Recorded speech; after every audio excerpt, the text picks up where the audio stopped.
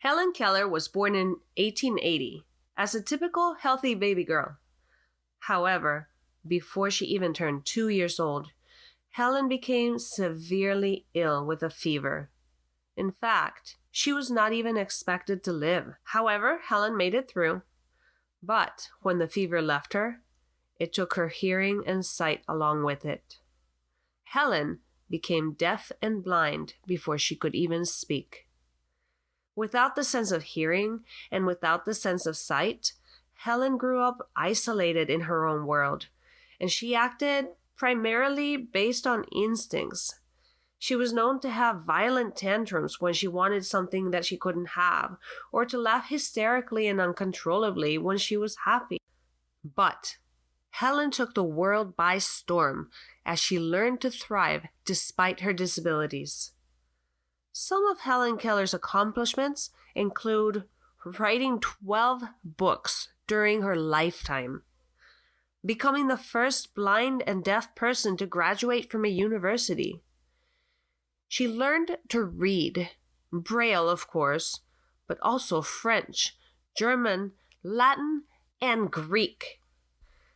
The scope and the reach of Helen Keller's influence cannot be measured because her life and writings continue to impact generation after generation after generation, even to this day.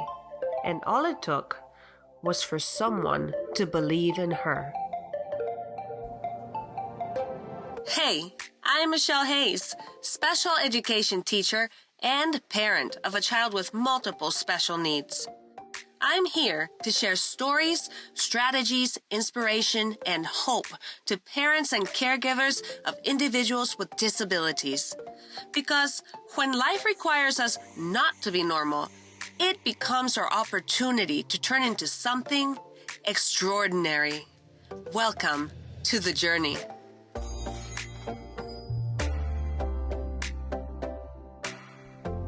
Up until Helen was about 6 years old, she was left to her own whims and desires. Not much was expected of her. Of course, she was deaf and blind. Poor Helen. Until one fateful day, a young woman by the name of Anne Sullivan showed up at her house. She was hired to be Helen Keller's teacher.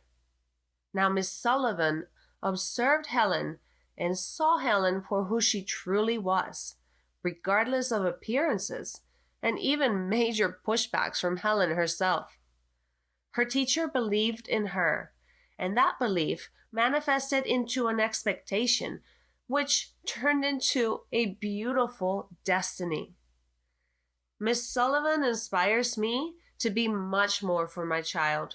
Her work makes me understand that faith demands perseverance, hard work, creativity, and resilience, amongst many other things. That's who I want to be for my child. I want to be my child's very own Miss Sullivan. As parents of special needs children, we have an incredible opportunity to play a part in the miracle of unfolding in their human mind. We get to reap the rewards of each milestone, and even each bitter tear that we cry can become the fuel for our fight of faith. Today, I want to encourage you to believe. And I have a few thoughts that I want to share with you about putting your money where your mouth is, so to speak. I want to share with you what my own experiences as a special needs parent, as well as a decade-long practice with teaching special education students, has taught me. I hope that what I have to share resonates within your heart and it brings you to a call of action. Let me tell you a few things about believing and how you can apply these practically. Now, a very basic and important approach that you have to have when believing for your child is what we call yet mentality in the special education world. Now, the yet mentality is having the mindset that your child is not able to do something yet, so that you don't approach it as a hopeless, lost cause. Just say, my child doesn't speak yet. My child is not walking yet. My child hasn't made a friend yet. My child doesn't read yet. Because you are not done walking that journey. Having that yet mentality is very important. And try to catch yourself when you are speaking about your child's ability and start to incorporate that yet vocabulary and that yet mentality, that way of thinking that you are not there yet, but you are walking in that direction. I want you to always assume that your child is competent. No matter what you see in front of you, just treat your child as if your child is able to do so. Now, I'm not talking about trying to get your child on a bike before your child can learn to walk, but I am talking about believing that your child will get there and you will do the necessary steps and that follow that chain that is going to build one chain link after the next chain link after the next chain link. It may be harder for you, it may be harder for your child, but continue to build that chain because you are going to believe that your child can. You are going to assume that there is competence. Now, professionals, they do diagnose. That's their job. They see your child, they follow a criteria, and they diagnose, they evaluate, they observe. And it is very useful and very important feedback. But that's their job. They get paid for that. That is their career. That's what I do for a living as a special ed teacher. However, your job doesn't end. You don't wake up, clock in, do your hours, and then just finish after a while. No, your job is never ending, and your job is to believe. I want to encourage you to expect more. When your child is able to do something, applaud, cheer, be super happy, relish the moment, but don't stop there. If your child got this far, then you can push him or her another step. And when they reach that step, guess what? You can expect more. Keep raising that bar just a little bit, just enough so that it's a challenge and yet achievable, and never stop moving forward. While you're doing all of this, it is a fight. And a lot of times it very likens to what a trainer does when they are training for a sports event or an Olympic competition. It is ongoing. It is pushing yourself. You are constantly overcoming and stretching and making yourself grow.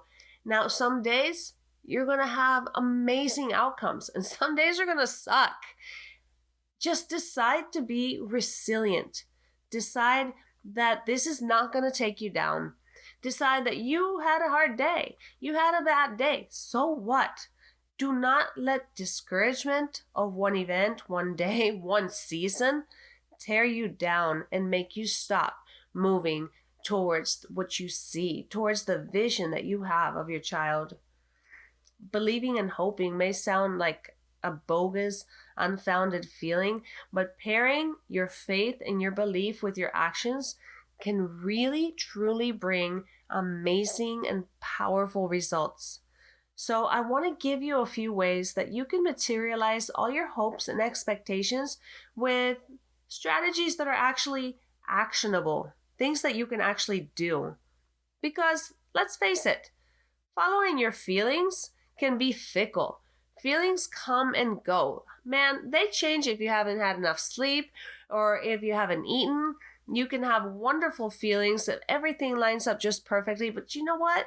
Feelings should not be your compass. They change. They are not stable. I want to talk to you about specific categories where you can put action to your faith and start working with your child immediately. I want to cover several topics. I want to talk to you about treating your child age appropriately. I want to discuss language. I want to talk about watching your mouth and the things you say. I want to talk about relationships and how you can foster a meaningful relationship with your child. I'd also like to discuss socialization.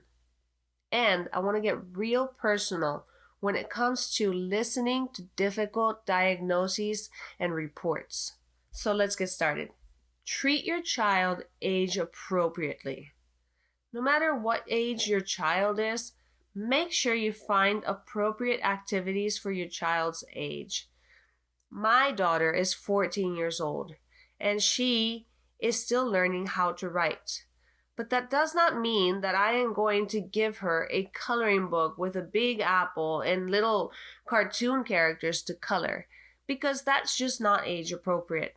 I am going to work with the skill that she needs to work on, which is handwriting, but I'm going to try to find more meaningful ways to give her what she needs at an age appropriate level. So what does this look like for us? I bought dry erase markers, and I discovered that you can write on windows throughout the house. So as my daughter and I are having conversations and she struggles with a word, I give her that dry erase marker and we practice that word together. I show her the letters that are in the word, and then I show her how each letter sound makes up that word. And she tries to rewrite that word on the window with a dry erase marker. Now that is much more age appropriate than giving her a Sesame Street book filled with letters, because my daughter is 14 years old. Now, on the opposite end, if you have a small child and you are giving your child things that are too serious and too difficult to play with, your child may not respond. You need to respond to your child's needs based on that child's age. This gives them dignity and a sense of self-worth. We are working on imparting identity, and this is part of it. Let's talk about language. I really recommend that you talk to your child all the time. Narrate what's going on around you, discuss your inner thoughts, discuss your process, ask them questions, talk to them all the time, even if they don't talk back to you. Just assume they're listening to every word that you are saying, and that eventually that will become reciprocal and they will talk back to you. Just expect that one day you're going to have that, and start talking to them that way today. Find the level of their understanding and kick it up just a notch higher. Not so high that they get lost, but don't keep it at the level where they understand, where they are not challenged. Wherever they are in their learning and their understanding, go up just a little bit. And once they reach that level, which they will, and quicker than you expect, you keep raising that bar like I talked about before. Whenever you introduce new words, try to introduce them with multiple representations. So as you're giving new vocabulary, use lots of hand gestures, pointing, show the object, give synonyms like, wow, that is a really large, big picture of a parrot that you drew. Just give synonyms, give examples, give expression. There's a lot of ways to impart meaning to words. You can use vocal pitch, you can use illustrations. Find all the possible ways that you can reflect meaning on new words. When you ask your child to perform a command, say you give your child a command, or say you are asking your child a question, allow time for them to process that information. They're taking in all this language and they are processing it, and it might take them a little bit of time. Don't repeat yourself over and over again, because that just gives them extra information to process. Give them a couple of seconds. Give them 5 seconds. If you count to 5, 1, 2, 3, 4, 5. That's actually a long time. You're going to feel a little weird about it, but they need that time to process what you're saying. Give them wait time. When your child speaks to you and they say something incorrectly, don't be quick to correct them and change the way that they said it. Acknowledge what they said, accept what they said, and you just repeat and model the correct pronunciation or sentence formation or whatever it is that you're trying to do. For example, say your child comes running in from outside and says, "Big dog, I saw dog, big." You can say, "Wow, You saw a big dog outside. So you're correcting the way they are phrasing their sentence, but you're still acknowledging that you understood and you are not acting like they've said anything wrong. So by modeling the correct speech and by repeating to them the correct way of saying it while expressing understanding is a wonderful way to encourage language development. Now, we're going to talk more about language interventions in season 2 of the journey. We're going to discuss more common neurological and cognitive issues, and I promise you we'll get there in the next season. But this season is all about the conclusions that can lead you in the right path. So let me get back to that. I want to talk about watching your mouth. You are constantly imparting identity to your child. You may not know it, but you are establishing who you see, what you believe, who you guys are as a family, what your values are. You are constantly imparting identity. Be careful with what you are saying to them. Also, when you are talking to someone else about your child and they are in the room, preserve their dignity. Like I said before, always assume competence, always assume understanding, always assume that your child is there understanding every single word that you are saying. How would you feel if someone spoke about you in the way that you are speaking about your child? Speak about them in a way that allows them to preserve their dignity. Now, sometimes you're going to have to talk about their conditions, their challenges, and their issues. And this is where I really encourage you to involve them. For example, with Katie, I can say, oh, well, Katie is learning not to grab people when she wants something. So we're practicing asking, Katie, why don't you ask this person if you can borrow their toy? Now that is something that is important because it puts Katie in a situation where she knows that I'm talking about something that she struggles with.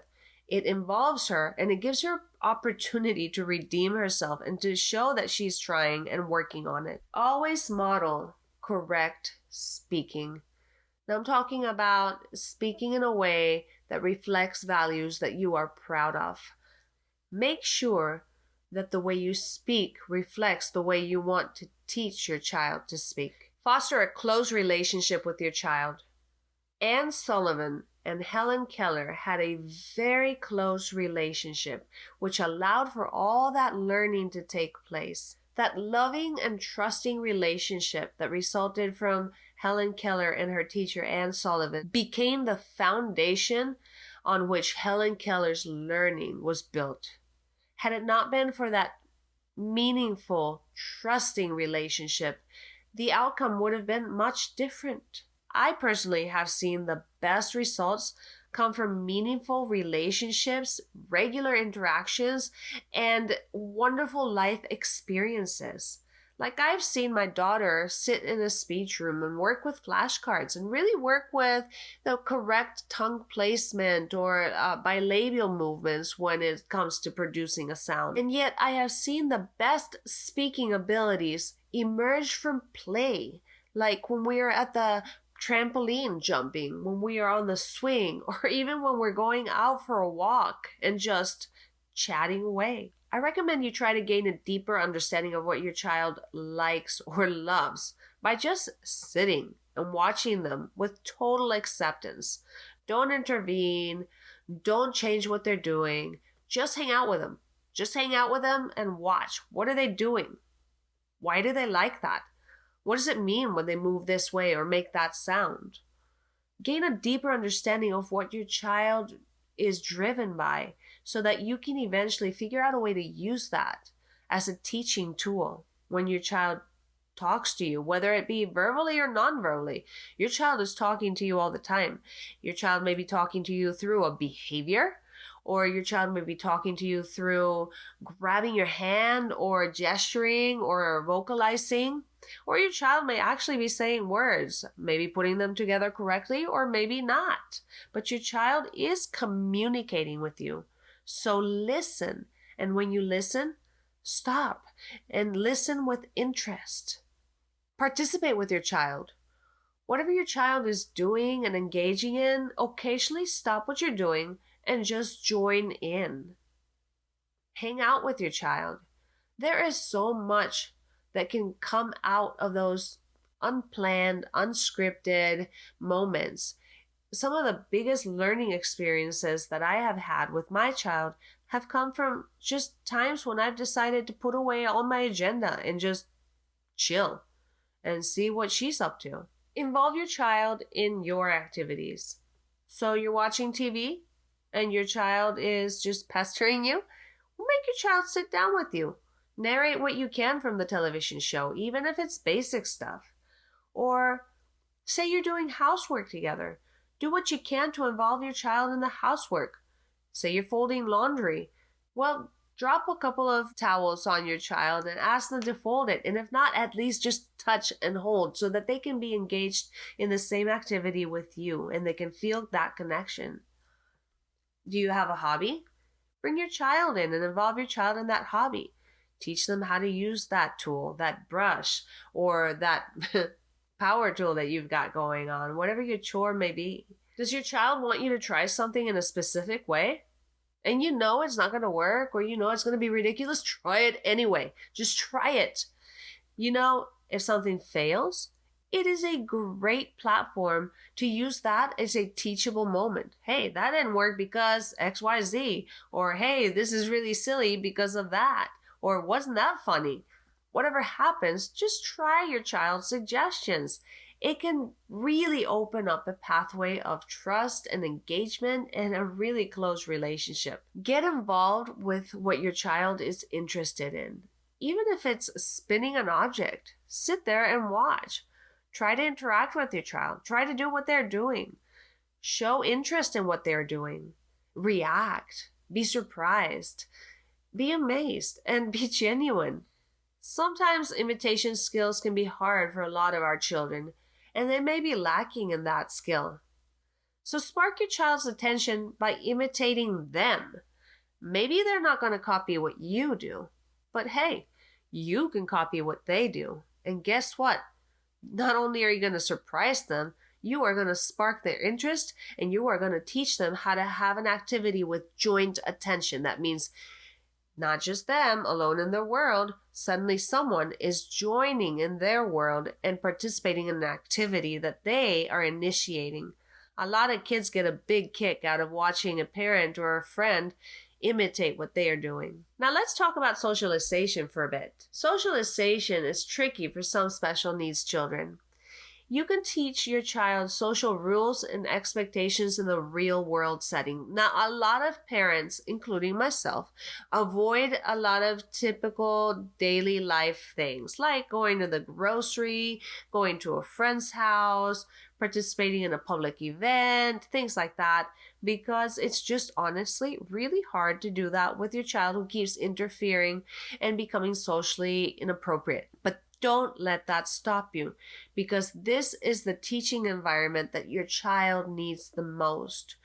He or she will never learn what the social rules and expectations are if he doesn't get to practice in the real world settings.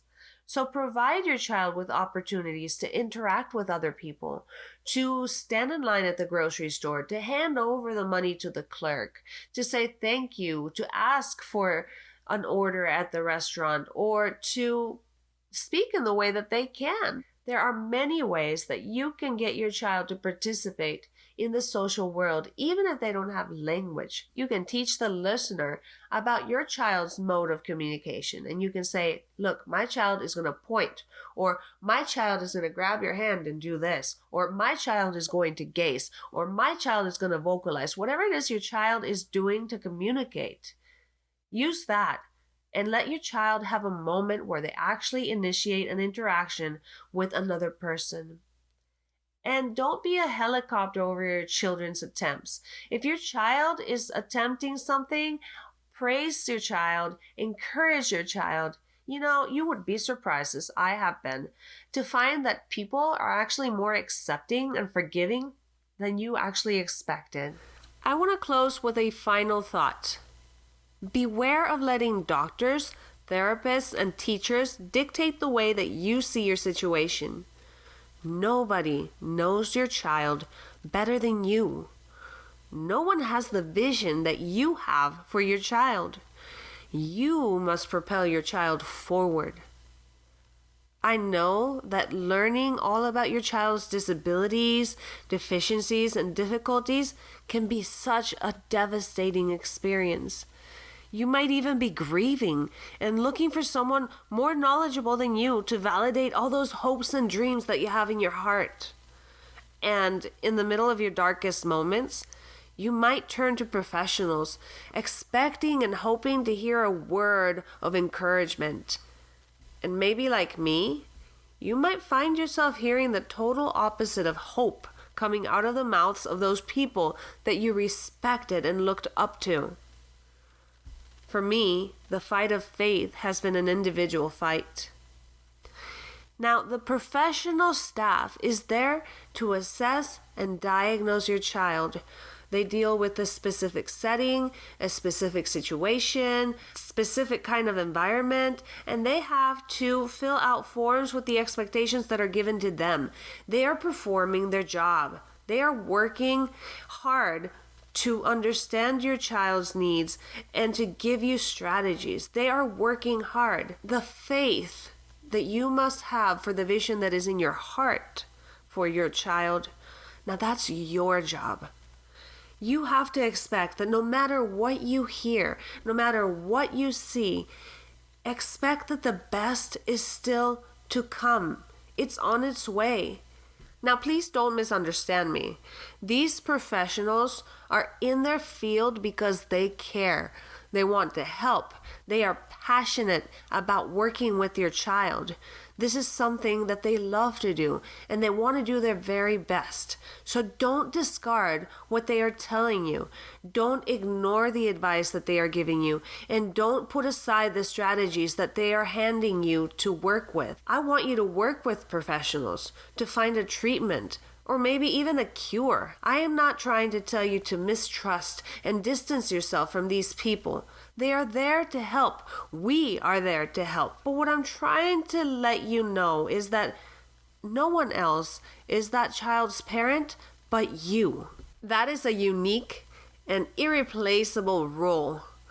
Don't misunderstand your place in your child's life and your role in working with your child. Do expect the best for your child and work with the professionals and keep moving forward. Keep looking for those treatments. Keep looking for those cures. But understand, the bulk of the work is going to land on your shoulders. It is up to you to decide how much, how far, and how hard you're going to run for the sake of your child.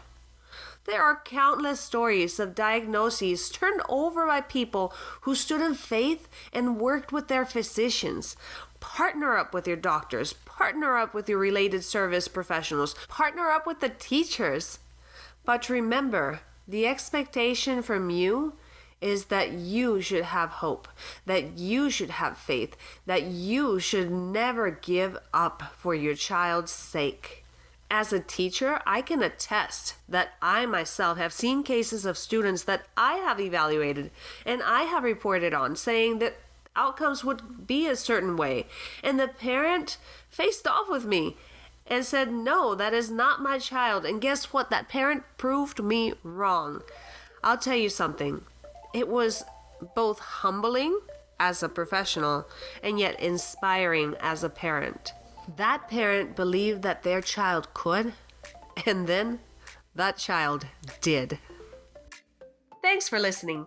Today, we talked about believing, having hope, and expecting more out of our special needs children. Feelings without actions are fickle, so it is important that we demonstrate our faith through our actions. Join me next time, where we will discuss how the I can mentality can change your child's future. Until then, love your child, believe in your child, and work with your child. This is The Journey.